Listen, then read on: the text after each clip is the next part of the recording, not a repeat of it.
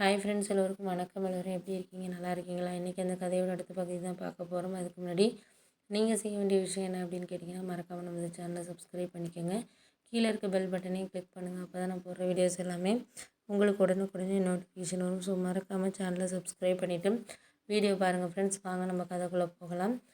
மறுநாள் ஒரு சில விஷயங்கள் நம்மளுக்கு கரெக்டான வேலை நம்ம கொண்டுட்டு போகிறதுக்கு, பண்ணுறதுக்கு, செய்கிறதுக்கு அது நடக்க வேண்டிய நேரத்தில் நடக்கணும் அப்படிங்கிறது தான் எனக்கு ஒரு இது. அதனால் நான் அக்கா கிட்ட சொன்னேன், இது மாதிரி இந்த ஒரு நகை வாங்குறது இந்த விஷயத்தையெல்லாம் நான் பார்த்துக்கிறேன்க்கா, நீ ஒன்றும் கவலைப்படாத, எல்லாத்தையுமே நான் இனிமேல் ஹேண்டில் பண்ணிக்கிறேன்.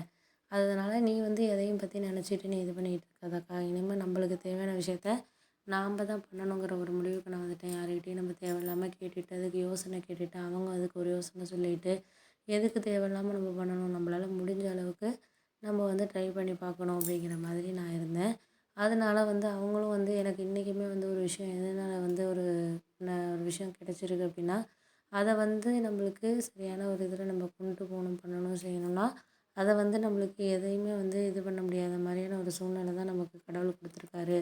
கடவுளை நல்லா வேண்டிக்கணும் அப்படிங்கிற மாதிரி எனக்கு ஒரு விஷயம் போயிட்டு இருந்துச்சு. அதனால் நான் என்ன இது பண்ணேன்னா, சரின்னு சொல்லிட்டு தான் எனக்கு அக்கா கிட்ட நான் எதையுமே இந்த விஷயத்தையெல்லாம் நம்ம யாருக்கிட்டையும் நம்ம போயிட்டு தெளிவுபடுத்திட்டு இருக்க வேண்டியதில்லை. நமக்கு என்ன கிடைக்குதோ அதை நம்ம பார்த்தா போதும் அப்படிங்கிற மாதிரி ஒரு முடிவுக்கு வந்தேன். அடுத்ததில் சரியான இது பண்ணுவோம், செய்வோம் அப்படிங்கிற மாதிரி எங்கள் அக்காவும் சொன்னிச்சு. இது மாதிரி நீ ஒன்றும் கவலைப்படாத, எதாக இருந்தாலும் நான் இருக்கிறேன், கூட இருக்கிறேன், உனக்கு கண்டிப்பாக எல்லாமே சக்ஸஸ் ஆகும், நீ ஒன்றும் கவலைப்படாத அப்படின்னு சொல்லிட்டு எங்கள் அக்கா எனக்கு ஹெல்ப் பண்ணுச்சு. அதனால் என்னால் ஓரளவு செய்ய முடிஞ்சிச்சு. ஏன்னா அந்த கடை வைக்கிறதுக்கு என் ஹஸ்பண்ட் கூட எனக்கு ஹெல்ப் பண்ணல. அவர் கூட இதெல்லாம் உனக்கு சரிப்பட்டு வருமா, ஏன் தேவையில்லாத வேலை பார்த்துக்கிட்டு இருக்க, என்ன விஷயம் அப்படிங்கிற மாதிரி தான் அவரே என்கிட்ட சொல்லிட்டு இருந்தார். ஆனால் எனக்கு என்ன தோணுச்சுன்னா, நம்மளால் கண்டிப்பாக செய்ய முடியும், பண்ண முடியும், எதையுமே நம்ம முடியாதுன்னு நம்ம சொல்லக்கூடாது, எதையுமே முடியும் அப்படின்னு சொல்லிட்டு நம்மளா நம்பி இது பண்ணணும் அப்படிங்கிற மாதிரி ஒரு முடிவுக்கு நான் வந்துட்டேன். சரி, ஓகே அப்படின்னு சொல்லிட்டு அடுத்த நாள் நான் ஒரு சில விஷயங்கள் நம்மளுக்கு கரெக்டான வேலை நம்ம கொண்டுட்டு போகிறோம் அப்படின்னாலே அதில் நம்மளுக்கு சில விஷயங்கள் பிடிக்கும், பிடிக்காதவங்க நிறைய பேர் இருப்பாங்க. அதே மாதிரி எங்கள் மாமா என் கடைக்கு ஆப்போசிட்டாகவே ரொம்ப வருஷமாகவே கடை வச்சுருந்தாரு. இருந்தாலும் நான் ஒரு ஏஜென்சி மாதிரி நடத்துனதுனால அவருக்கு ஒரு சில பொருள்லாம் வியாபாரம் ஆகலை. ஏன்னா நான் அவரோட ரூ. 1 2 கம்மியாக கொடுக்குறேன் அப்படிங்கிறதுனால நம்மளுக்கு அந்த அளவுக்கு இது பண்ண முடியாத மாதிரி இருக்குது. அப்படிங்கிறதுனால வேறு வழி இல்லை. அப்படிங்கிறதுனால வேறு பார்ப்போம், என்ன ஏதாக இருந்தாலும் நம்ம ஒரு சில விஷயங்கள் பார்ப்போம், பண்ணுவோம் அப்படிங்கிற மாதிரி தான் எனக்கு தோணிகிட்டு இருந்துச்சு.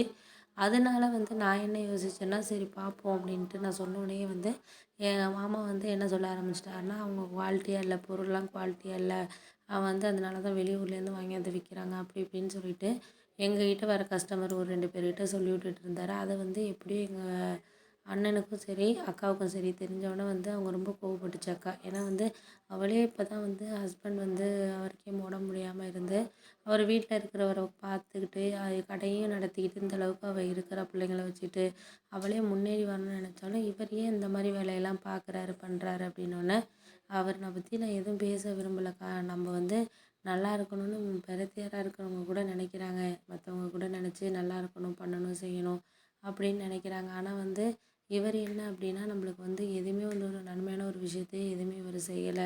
எதா இருந்தாலுமே இவர் ஒரு இதாக தான் பார்க்குறாரு, எனக்கு அது மட்டும் எனக்கு நல்லா தெரிஞ்சிருச்சுக்கா அப்படின்னோடனே, சரி விடுங்க, நீங்கள் அதெல்லாம் நீங்கள் இப்போ பெருசுப்படுத்திக்கிட்டு இருக்க வேண்டியதில்லை, நான் அவர்கிட்ட பேசிக்கிறேன், மாமா பையன் ரொம்ப நல்லவர், அவர் இப்போ வெளிநாட்டில் இருக்கனால தான் இவர் ரொம்ப இது பண்ணிகிட்டு இருக்காரு, நான் ரகுக்கிட்ட ஃபோன் பண்ணி நான் பேசுகிறேன், இன்றைக்கி நைட்டே பேசுகிறேன், இது மாதிரிலாம் மாமா பண்ணிகிட்டு இருக்காரு, கொஞ்சம் கண்டித்து இது பண்ணு அப்படின்னு சொன்னால் அவன் சொன்னால் தான் இவர் கேட்பார். அது வரைக்கும் மாமி சொல்கிறதெல்லாம் இவரெல்லாம் கேட்க மாட்டார், அவள் என்ன சொல்கிறது, நான் என்ன கேட்குறது அப்படின்னு நினப்பார்.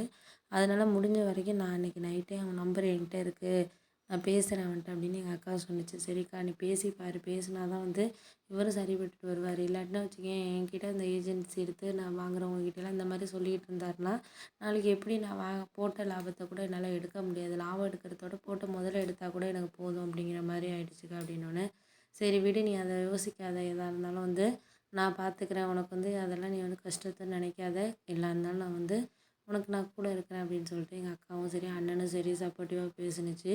அடுத்த 2 நாள்லேயே பார்த்திங்கன்னா இவர் என்ன பண்ணிட்டாருன்னா, ஒன்றும் அந்த அளவுக்கு என்கிட்ட வர்றவங்கள்ட்டலாம் ஒன்றும் சொல்லாமல் அப்படியே அமைதியாகவே போனார். கடைக்கு வர்றதும் தெரியலை, போகிறதும் தெரியலை, அப்படி தான் இருந்தார். அப்போயே எனக்கு தெரிய ஆரம்பிச்சிட்டு சரி ஓகே இதுதான் அப்படிங்கிற மாதிரி எனக்கு ஒரு மாதிரி தெரிய ஆரம்பிச்சிட்டு அப்படின்னு சொல்லலாம்.